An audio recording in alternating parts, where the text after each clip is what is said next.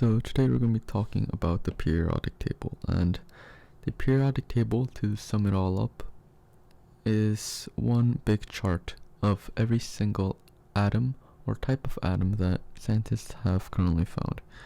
And originally there was no such chart, it was kind of all over the place, but two scientists called Mendeleev and Moseley were the first to organize it into a chart, which in today's standards is the periodic table.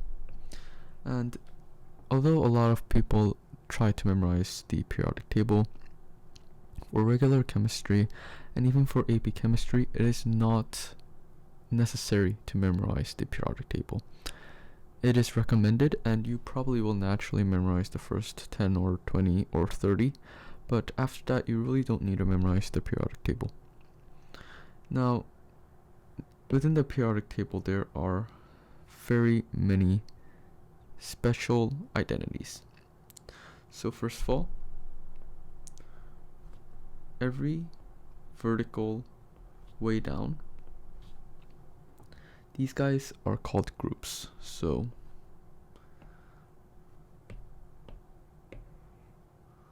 this would be group 1, this would be group 2, and all the way up to group 18.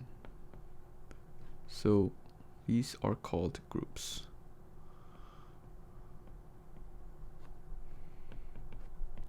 Now the horizontal lines, these guys are called periods. So this would be P1, P2, and all the way to P7. Now you might be wondering what these things, these two rows in the bottom are. And these two rows are here because they are way less significant. And where they actually belong are these two places in the periodic table. So these two places represent these two big lines. So these two spaces occupy these two lines of atoms.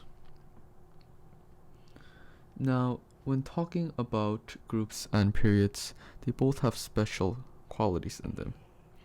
And first, talking about groups, every atom in the same group has the same number of valence electrons.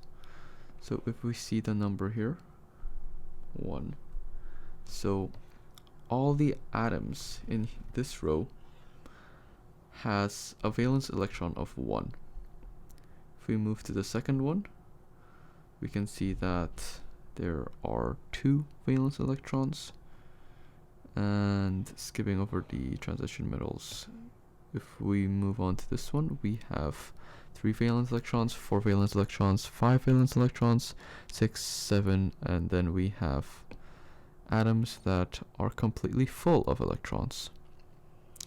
Now, the reason I didn't count the atoms in the middle of the chart is due to the fact that these guys are called transitional metals. And the reason that we do not count the valence electrons for these transition metals in the generic format with the groups is because this kind of valley in the periodic table symbolizes something.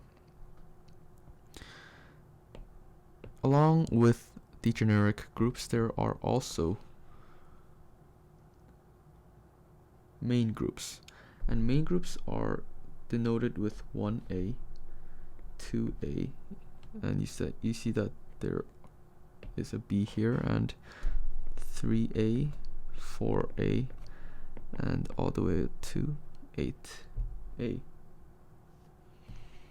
Now, the reason these guys are called main groups is because they are the most influential and important atoms within the periodic table, meaning that the atoms in the middle hold less significance, and that's why they're not called or not referred to as main groups. And the number in front of each main groups identify the number of valence electron every single atom in that group has. Now, due to the fact that the atoms in the same group have the same number of valence electrons, it naturally allows them to have similar chemical properties as well.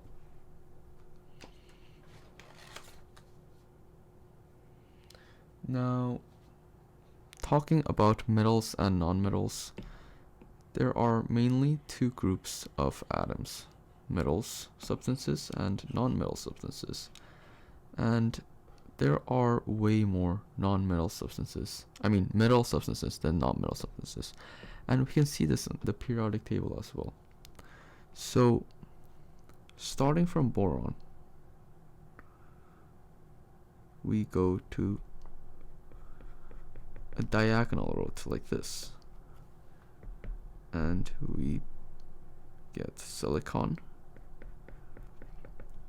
Then from there, it is a staircase. And this staircase is the borderline between what is considered metals and nonmetals.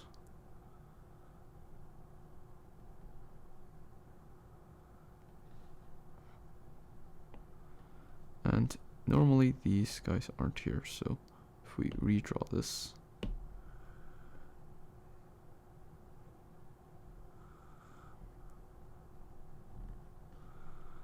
it would be a stair format, kind of like this.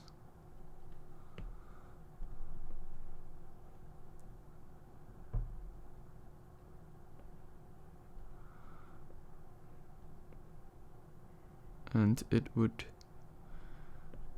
create a staircase from silicon all the way to atastine. And this kind of formation, this kind of ladder, is the division point between metals and nonmetals. So everything that is on the left of this staircase are considered metals, and everything that are considered right of the staircase are called or referred to as nonmetals. And the exception for this would be hydrogen, as it is a non-metal substance. And you might be wondering, what are these guys called then? These guys that form up the staircase, and these guys are called metalloids.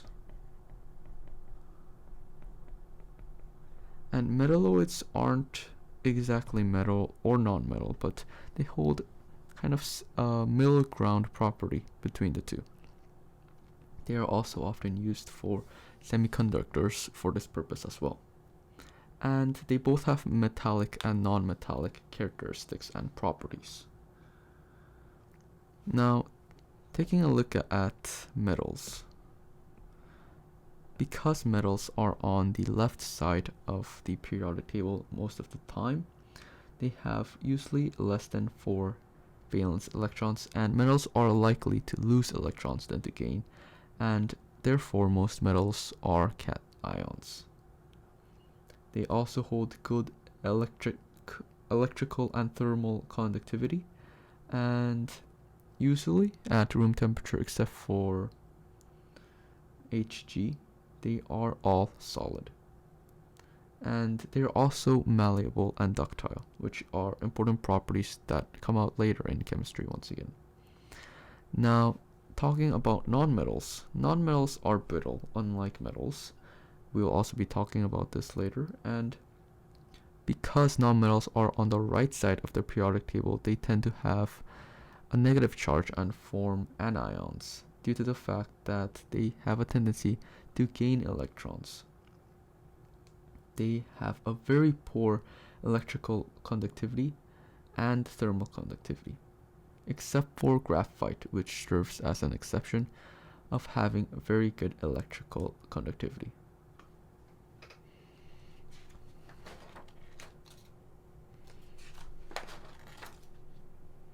Now, even in the periodic table, there are special groups with special properties, and we have names for them because they are coming out so often and have such importance. The first one are alkali earth metals, or just normal alkali metals. And these alkali metals are the atoms that are positioned right over here in the most left side part of the periodic table, excluding hydrogen. Hydrogen is not an alkali metal. So these guys are called alkali metals. And the column right next to it are called alkali earth metals. So alkali earth metals. And both of these guys have very similar properties due to the fact that they have a very small number of valence electrons, and they are very reactive because they want to give away these valence electrons. Another group are called halogens, and halogens are the ones that are next to the noble gases, and they consist of a total of 6 atoms. These guys are called halogens. And halogens also are very reactive due to the fact that they have 7 valence electrons. They want to receive a valence electron as much as possible, as quickly as possible. And they are also quite reactive. And they tend to form anions due to the fact that they have 7 valence electrons, and they exist as diatomic molecules for that reason.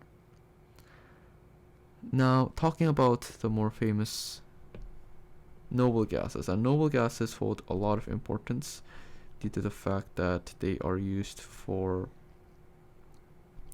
electron configuration, condensed formations as well. And these guys are special because they have a full valence electron shell.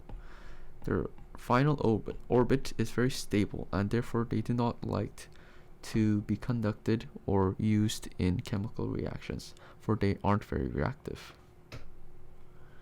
Now, moving on to the last category are transitional metals. And transitional metals are the ones that are in the middle. So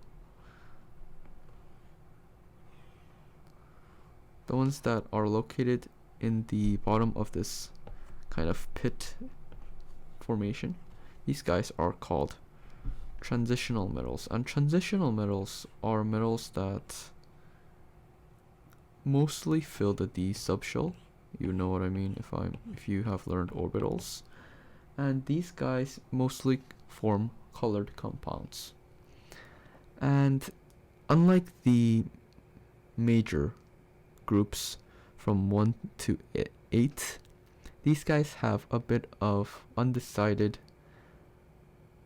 ion charges. Some of them have +2, 4, and some of them have 1+. And these exceptions are as follows. First of all, for Cu, this guy can be +1 or +2. For Fe iron, it can be either +2 or +3. And for Pb, which is what lead is made out of mostly, is +2 and +4. Now on the other hand, zinc would be +2 and Ag would be +1. So these are the exceptions of ionic patterns within chemistry that you just have to purely memorize. There really is no other better way to memorize these than to just brute force memorize them all.